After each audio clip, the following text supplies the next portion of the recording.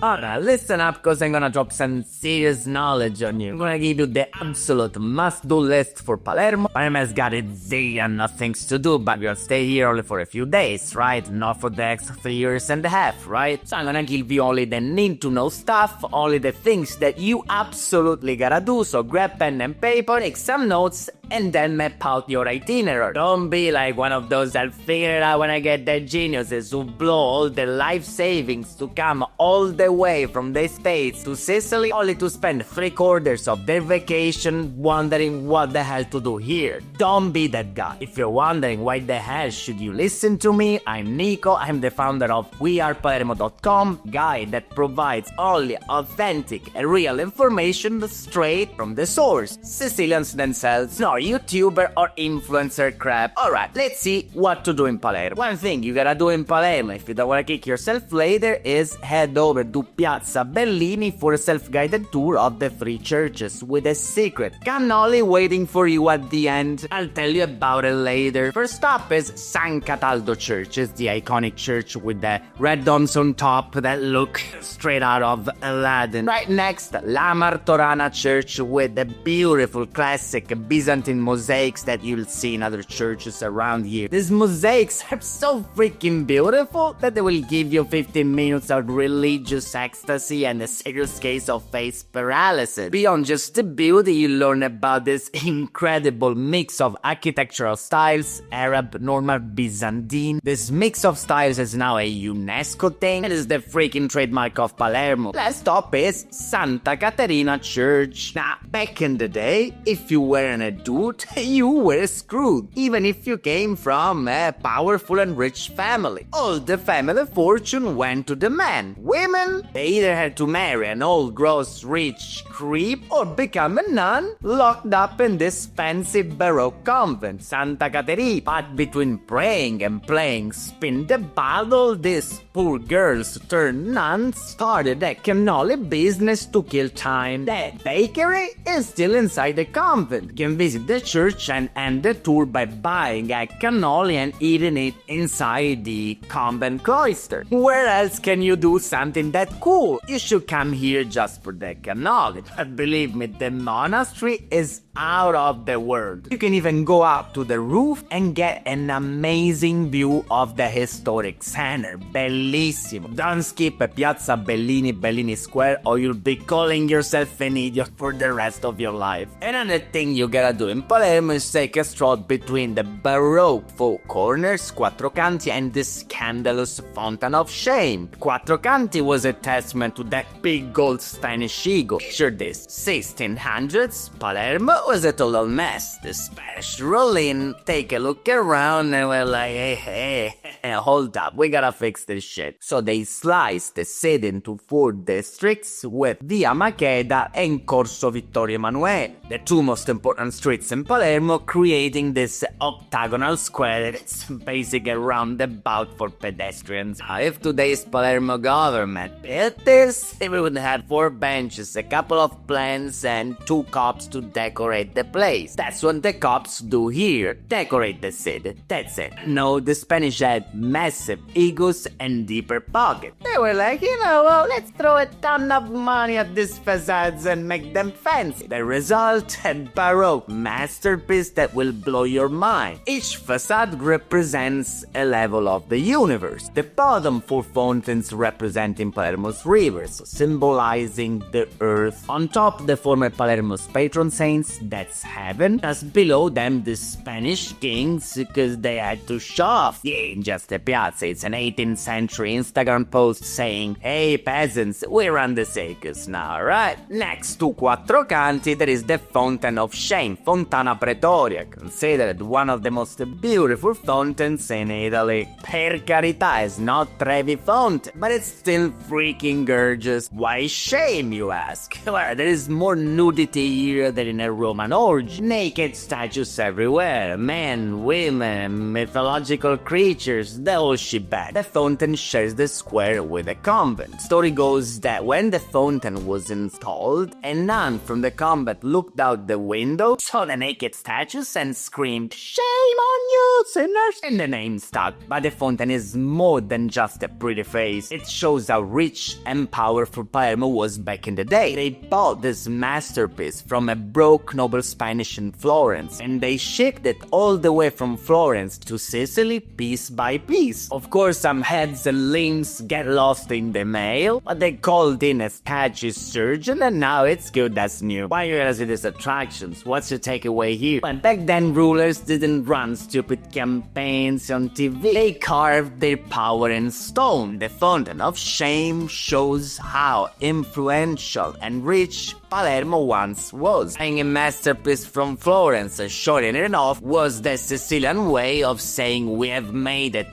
bitches. Hey, aspect, hold up, no in and add just a quick reminder. Smash that like and subscribe button. It is free for you, but it helps me a lot. Keeps me motivated to pump out these videos. And if you got questions, hit me up in the comments. I actually read them and reply to everyone. That's it, ciao, let's get back to the video. Next thing on your Palermo must-do list is the two cathedrals, Palermo and Monreale. No worries, I'm not gonna make you do a crash course in Christianity to turn you into the next pope or pop girl. Is there even a word? Anyway, you're gonna see these two churches because they are pure eye candy. Palermo Cathedral is beautiful chaos. This is what happens when 5 different civilizations clearly couldn't agree on anything work on the same project for 900 years. No group chat, no project manager, just pure chaotic genius. Result, a stunning mishmash of different architectural styles. Shouldn't work, but somehow it does. It's like when you hire 5 different architects with different styles to remodel your house, and instead of a disaster, you get a freaking masterpiece. And don't forget the rooftops. So for a few euros, you go up a killer set of stairs, which is a good workout to burn the extra gelato, and you get one of the best views of Palermo. It's worth the effort and the shortness of breath. And then you have got the Monreale Cathedral, what I call the Golden Miracle. This is where Sicily at some point said, alright, let's show the rest of the world what we are made of. Inside you'll find 6,000 square meters of golden mosaics. That's like 6 basketball courts covered with enough gold to make Cristiano Ronaldo jealous. Mi raccomando, don't miss these two cathedrals. A disturbing thing that you gotta do in Palermo, you gotta check out the Inquisition prisons. This ain't an ordinary jail, it's a red hole where those Inquisition bastards dumped anyone who thought was a sin. They tortured them to death, and to kill time, the poor souls covered the walls in graffiti. Messages of hope, anger, prayers, curses. They didn't have colors and brushes either, but they used whatever gross a human body could produce. I let your imagination run wild on that one. Beyond the beauty of that graffiti, you gotta check out this place for the freaking life lesson you won't forget for the rest of your life. Today we've got the freedom to say any dumb shit that pops into our head. The earth is flat. It is Jesus Christ. 5G controls our mind. Aliens built the pyramids and nothing happens. Back then, saying the wrong thing or simply existing in the wrong way got you locked up and tortured. And this went on for centuries during the Inquisition. For just 12 euros, a guy will walk you through the cells, explaining the graffiti and the horror. It's intense, raw, and it put things in perspective. After seeing this, you want to punch anyone who complains about not having enough freedom. One more absolute must-see in Palermo is the Massimo Theater, Teatro Massimo. Whenever people talk about this place, it always turns into, who's got the bigger contest? And guess what? We win, because Massimo is the biggest opera house in Italy, the 3rd one in Europe. Yes, the French and the Austrians have got bigger ones, so we have bigger acoustics. Italians do it better, baby. But it ain't only about the size. You gotta see this place for its bellissimo, stunning mix of architecture, neoclassical and baroque. Now, for those who don't know their columns from their cornices. Neoclassical, think Greece and Rome, columns, symmetry, and that vibe that screams, we are super important, look how sophisticated we are. It's like wearing a tuxedo to buy milk. Baroque, think neoclassical after a few drinks. Extra curves, gold everywhere, and angels on every corner. For those Godfather fanatics, this is where Michael Corleone's daughter, gets assassinated. This tragic scene happens on Massimo Theater steps. You can imagine how many people go there just to take a picture with that damn Hymir look on their face. And if you are into ghost stories, here is a fun one. There is a step here called Il Gradino Maledetto, the cursed step. Legend has it that during the construction, some nun warned the builders not to touch the site because it was sacred. They ignored the nun, and now people who don't believe in her trip on a particular step. So don't piss off the nun, or you end up face on the floor. To visit the theater, you can just get in and waltz around on your own. You need a guided tour. It costs 12-15 euros, something like that, and it lasts 35 to 40 minutes. You get a behind the scenes look at the stage, the royal box. They will tell you the story of the place. It's really cool, but if you can afford it and you wanna feel the magic, see a performance. Watching an opera is like stepping into another world. If you wanna see a show here, book your tickets way in advance, cause the best shows sell out fast. Hey, wait, something really quick. I put together a premium guide. We are Palermo premium guide that is packed with restaurants, itineraries, must-do experiences, and all the local secrets that will make you experience Palermo like a real Sicilian and not like a clueless tourist. Check it out, the link is in the description. Now back to the video, chat. Another must-see in Palermo is the freaking Cappella Palatina, the Palatine Chapel. If it's the most visited attraction in Palermo, there must be a reason for that, right? It's built inside the Norman Palace, Royal Palace, once was home of legendary kings, now is home of those idiots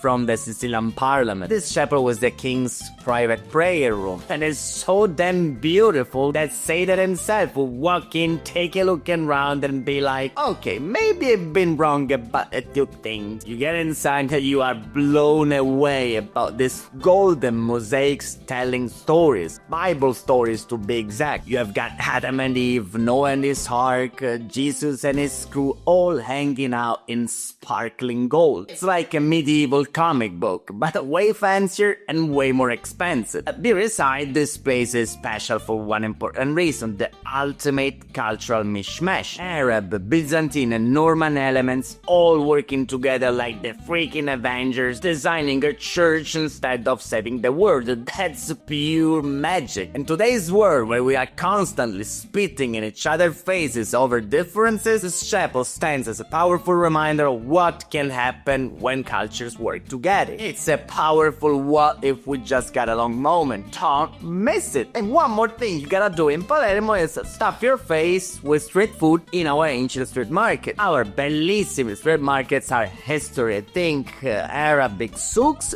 straight out of Aladdin. They've been around for so long that even God forgot when they started. According to those fancy food experts out there who write articles, we've got the best street food in Europe and the fifth in the world. I don't know how the hell they can measure that, but I like to believe it's true. The variety is insane. Grilled, baked, boiled, stuffed, and whatnot. It's so many options, as you can imagine, you can easily get overwhelmed. That's why I always recommend a guided tour. Because you're not animals, it's not just about eating, but it's about knowing what the hell you're putting in your mouth and the crazy stories behind each dish. Without a guide, you'll be staring at some deep-fried mystery, wondering if it's even legal to eat. Now, here is a pro tip most tourists miss. Sunday in some markets turn into full-blown parties. Imagine ancient streets packed with food, beer, live music, and locals belting out Italian songs like they are auditioning for The Voice. It's pure Sicilian chaos, and believe me, you'll want to be part of it. And by the way, don't skip the Vucciria market at night. After dark, it turns into a circus with rivers of alcohol, music, and people stumbling around everywhere. It's a freaking party, and you are invited. Another must-do in Palermo is get the hell travel out of the city to these beautiful towns that surround Palermo, whether it's for the beach, for the medieval vibe, for food, a zillion amazing beautiful spots just a short ride away. They give you a few ideas and you pick the ones that tickle your fancy. First up, Mondello. Many foreigners think that is a separate city, but no, if you're born there, your passport still says Palermo and you get screwed by the same mayor. It's just our bellissimo, beautiful beach neighborhood with this wide long beach, crystal waters, just a hop from the city center. It's perfect for a quick beach escape. It's about 20-25 minutes by bus from the city center. You can hit the beach for a few hours and be back in the city by dinner. Next is Cefalu. Imagine a medieval town smack onto a beach. It's really beautiful. There's little cobblestone streets, bellissima UNESCO cathedral you can miss, and seaside views so beautiful that make you want to make out with your husband after 30 years. It's just an hour by train from Palermo Centrale and you don't need to book in advance. So there in the morning, come back in the evening, easy peasy. And then we got San Vito Lo Cap. They call it the Caribbean of Italy, and for once they are right. White beach, crystal waters, incredible food like the couscous, mamma mia, is buonissimo, and you gotta try the gelato caldo freddo. It's about a 2-hour bus ride, but if you are like me, starting cursing after 30 minutes on a bus, then spend a night there. And then you got this beautiful paradise, little tiny islands around Palermo that not so many tourists know about. These islands are freaking beautiful. Favignana, Ustica, le Isole Eolie, they all have their own thing, but the recipe is the same. Sun, sea, seafood, nightlife, and maybe a boat park. Just hop on a ferry from Palermo or Trapani or whatever. Just check the links in the description for the most beautiful island. And if you are into history, check out the Valley of the Temples. Honestly, there are a million spots around. Put together a full list in an article that you'll find linked in that description. Just remember, plan ahead, don't land in Palermo with that Alfeira mentality. Sicilia transport outside the city beyond Palermo is a bit of a mess and it needs a bit of planning. Now, if you wanna get one of the best views over Palermo, you gotta hold your ass up to Monte Pellegrino. This ain't just a hill, it's the most beautiful promontory in the world, according to Goethe. Yes, that one, the German poet who wasn't exactly easy to impress. But Monte Pellegrino ain't just about views, it's where religion, legend, and nature collide. There you'll find the sanctuary of Santa Rosalia. It's this beautiful little church tucked inside a cave, and I mean that literally. By the way, if you don't know who the hell is Santa Rosalia, shame on you. She's a star here. She's our patron saint, sometimes seen as even bigger than God, especially by those old school Christian grandmas like mia nonna, my grandma. You can even trash talk her daughter, but don't dare say a word against Santa Rosalia or she will melt you in the tomato sauce. You gotta see this shrine is really beautiful, but do as Sicilians do. Sicilians usually hike up the mountain or on a pilgrimage as an act of devotion, and they get on top, they try to bribe the saint with promises like, hey Santa Rosalia, listen up, I almost killed myself coming up this freaking hill, and now please do this for me, do that for me. If you don't have anything to ask the saint, just want some panoramic Instagram pics without sweating your life out, take the bus, write this down, 812, half an hour, and you'll be face to face with the saint. But listen, seriously, if you leave Palermo without coming here, you'll piss off Goethe, the saint. You don't wanna do that, just behave yourself and don't be rude. That's it, check out the links in the description, you'll find some good articles to plan your day trips. Ciao!